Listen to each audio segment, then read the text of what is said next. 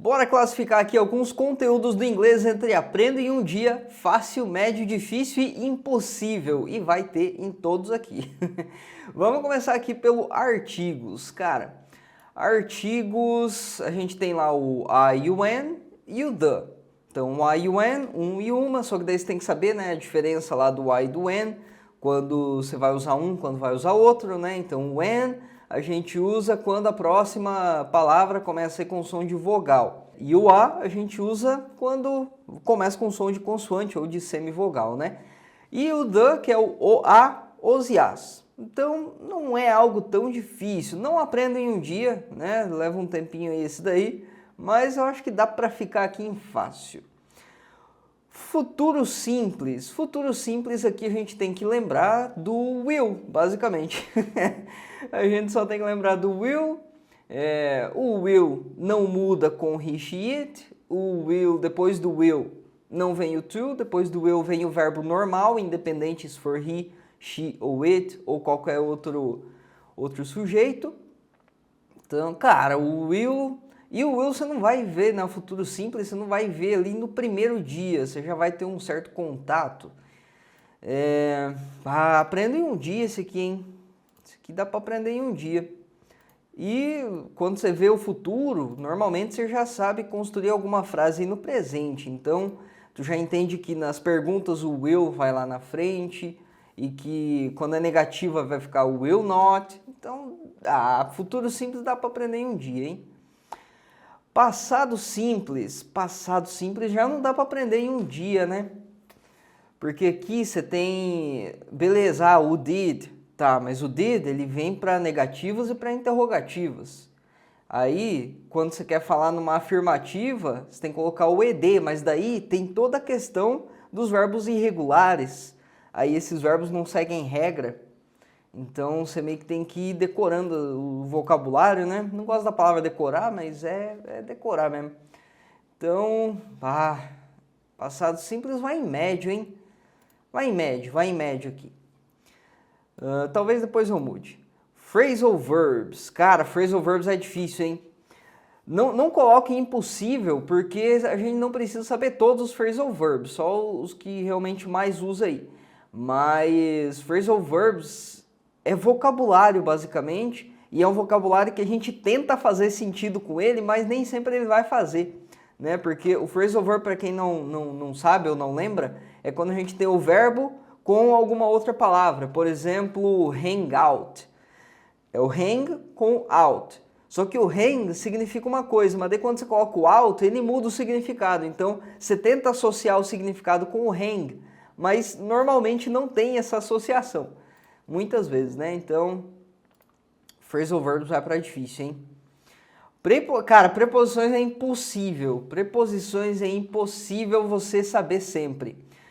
Porque tem as difíceis pra caramba, que é o in, on, you, at e o for, you, to.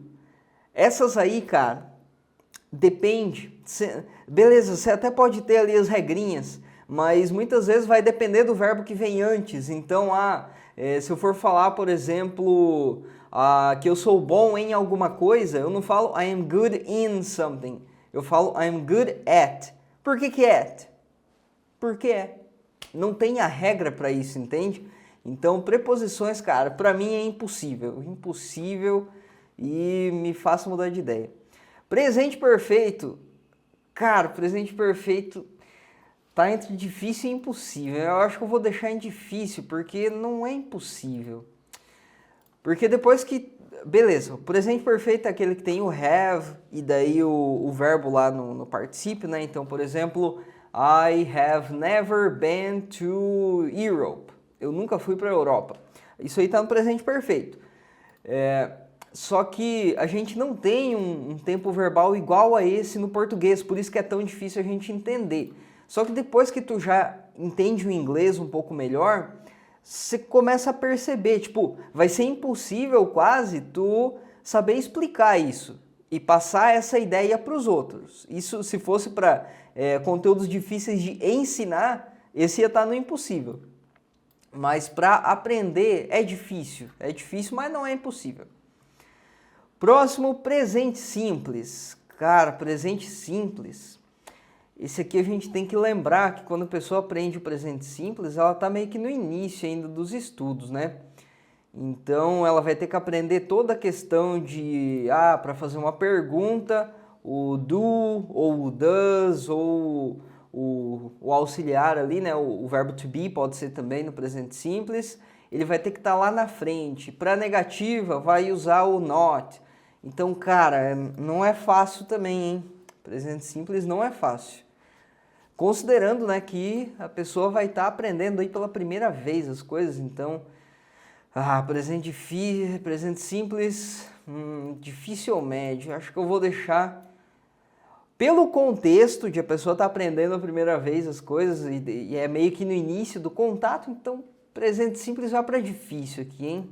Você concorda com isso aqui? O que você acha? Presente simples difícil ou médio? Diga aí. Pronomes. Pronomes é o I, you, we, they. Só que não é só isso, né? Aqui em pronomes a gente tem também os pronomes indicativos, que é o that, o this, these, those. E também tem os pronomes que vêm depois ali do verbo, né? Que vem como objeto, que é o me, o us. Então, cara, não é fácil porque tem muita coisa, né? Tem bastante coisa aqui para ver. Eu vou deixar em médio, pronomes é médio.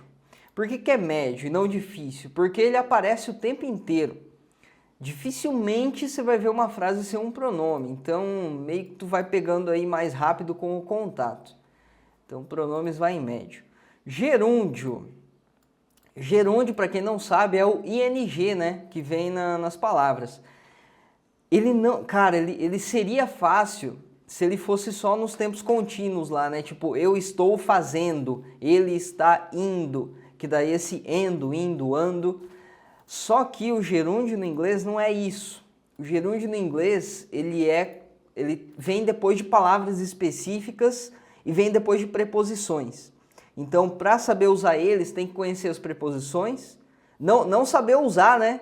Não saber usar as preposições exatamente, mas saber quais são as preposições e saber também quais as palavras específicas que vem o gerúndio depois. Então, cara, vai em difícil, hein?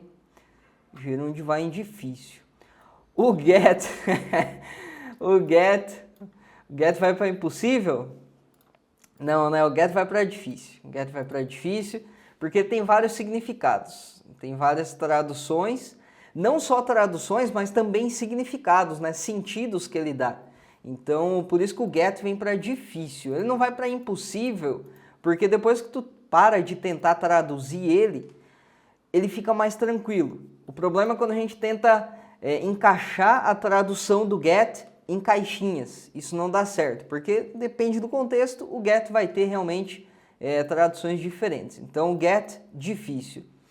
E WH questions, que são as perguntas, né? What, when, why, where e who. Então, essas perguntas, cara, é questão de vocabulário, né? Isso aqui não tem muito... Claro, quando eles são usados ali no meio da frase para indicar, é um pouquinho mais difícil, mas aqui a gente está especificamente falando de perguntas. Então, é basicamente vocabulário, você decorar 5 palavras, né? Aprender 5 palavras. Então, dá para aprender em um dia isso aqui, hein? WH questions dá para aprender em um dia. Provavelmente vocês não vão concordar com alguma aqui, né? Então me digam aí nos comentários se vocês concordam ou não.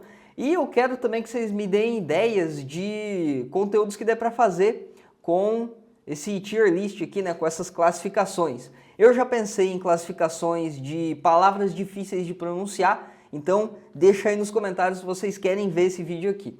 E para quem não sabe do que eu estou falando em algum desses conteúdos aqui, saiba que lá no curso da jornada a gente vê todos esses conteúdos aqui bem explicadinho, bem passo a passo, para você entender, né, que eu dei uma explicação muito breve, nem expliquei, né, eu só passei por cima.